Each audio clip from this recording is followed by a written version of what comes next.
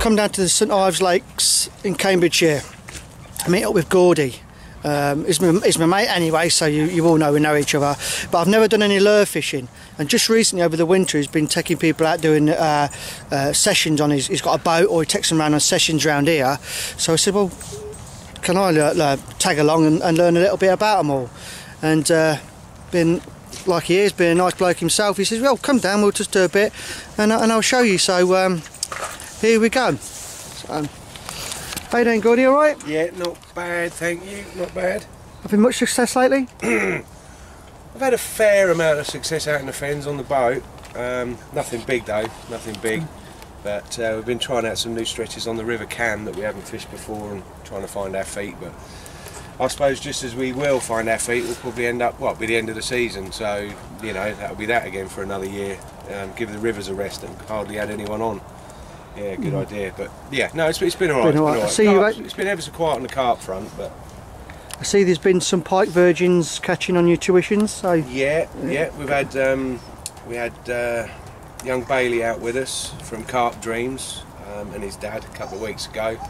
Had a few fish, a couple of PBs, only small, but PB's PB, and you've got to start somewhere.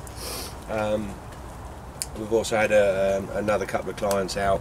One of them hadn't caught any pike at all, so that was an easy win. We had a couple of fish, biggest about £7, I think. It's been going all right. But yeah. Good on you. Yeah. Right, I'm going to go have a look at all your stuff now, because I thought it was just you walk around with a rod and that was it. So yeah, I'm going to take a look at that.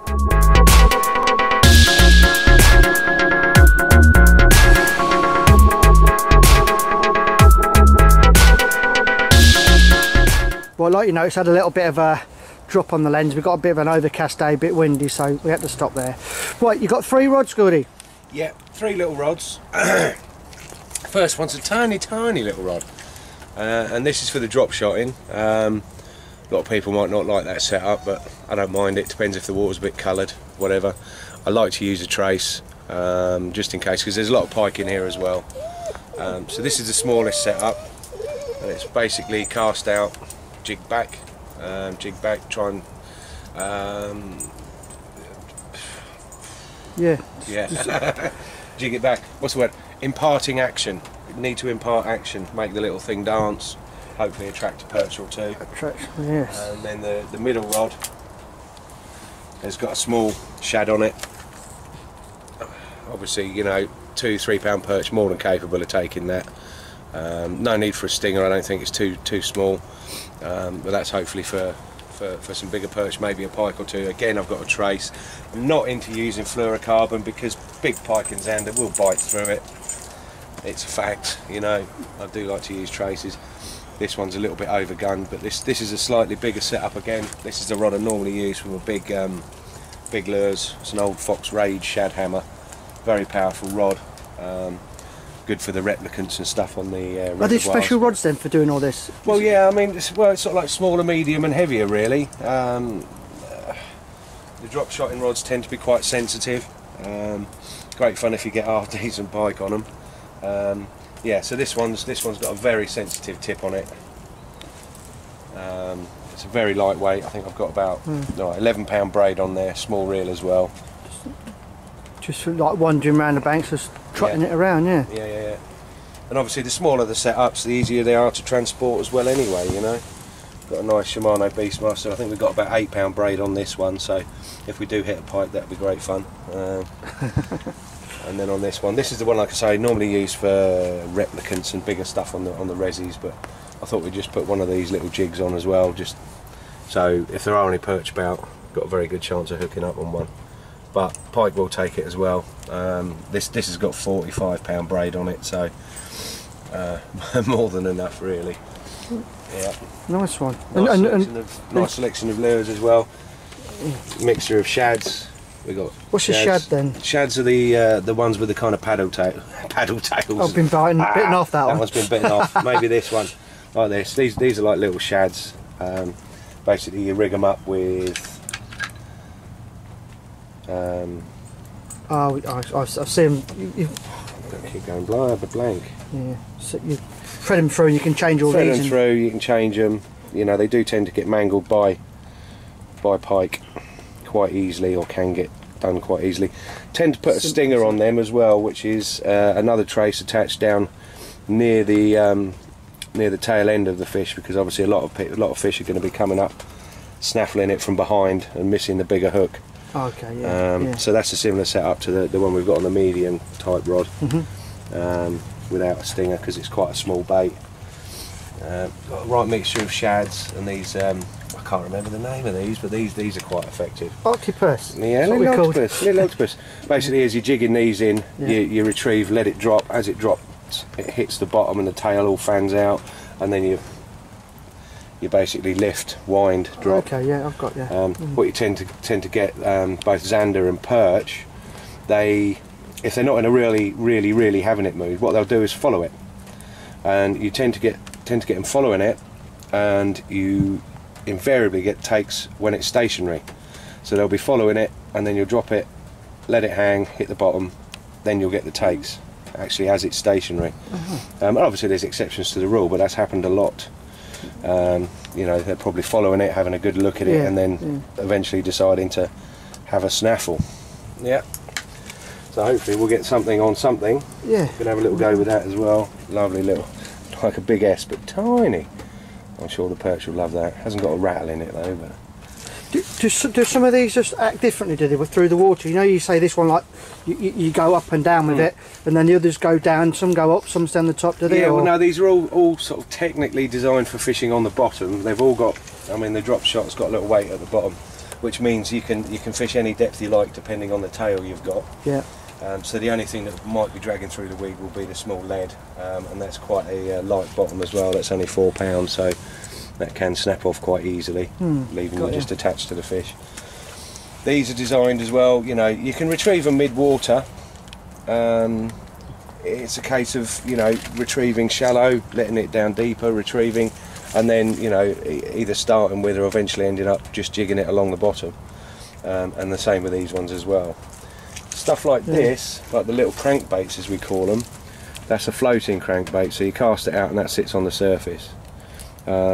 And then when you start retrieving, obviously it starts waggling, and the little paddle on the front makes it dive. So it'll drive down, and then you can let it float up, dive down, you know, and the lure has a sort of action of its own.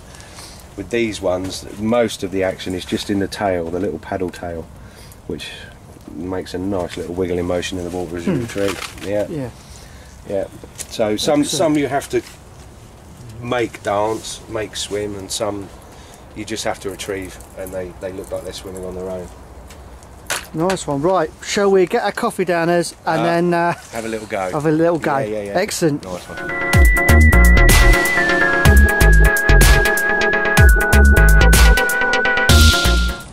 You may see I've only got a net, but we've got an unhooking mat down there as well. Something that we do ask of the lure anglers is make sure you got the right gear. You get a lot of people walking about without nets, without unhooking mats. I might trust myself, but I don't trust anyone else, so you've got to make sure you got the right gear, really.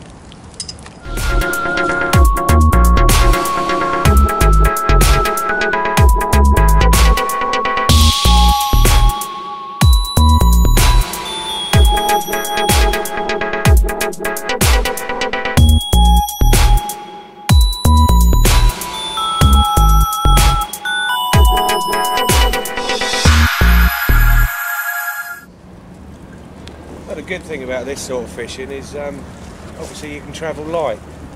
You don't need to be lugging loads of gear about and sort of restricting how quick and how much you want to move. A couple of rods, net, unhooking gear, and a landing net, small landing net.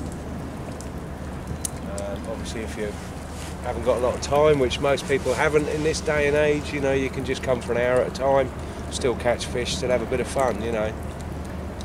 It's nice and easy, nice and light. Just need a fish.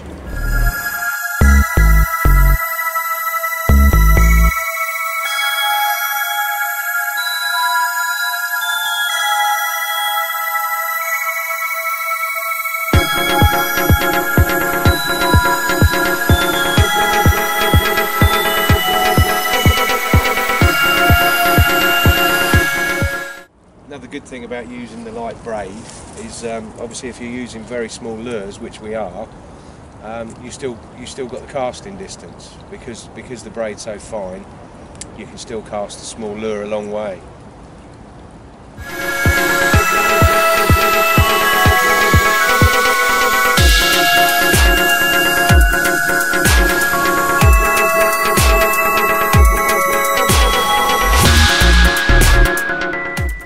Another good thing about the St Ives complex is, well, not to mention the St Ives complex yet, but obviously you can travel light fishing for predators on all the lakes. So you've got, you know, eight different lakes that you can wander about. Some of them back onto each other, so you can go from one habitat to another. Weedy, shallow, narrow, deep. You know, you've got it all basically. Because we've just come over from the lagoon and now we've come over to the Ivo.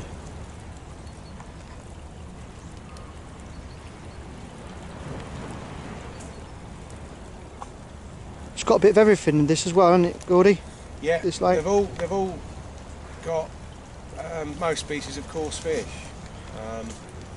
You know, on Long Reach we've even got chub, dace and bleak, because when it floods with the river we usually get an influx of prey fish, which is good. Another good thing about the fact, I mean, we've got otters much the same as a lot of fisheries have, but I've been seeing them down here for about 20 years, 20 plus years now, and we haven't really, touch wood, haven't really lost many carp. That is, I feel, because it is a mixed fishery. It's full of roach, rudd, perch, tench, bream, pike, eels, a lot of eels. Obviously otters like eels, so I think that's probably why, you know, we don't get too much in the way of carp damage, because realistically speaking the density of carp's a lot less than any other fish in here, and they all breed successfully every year. The roach, the rudd, the perch, so there's always plenty of fish for them.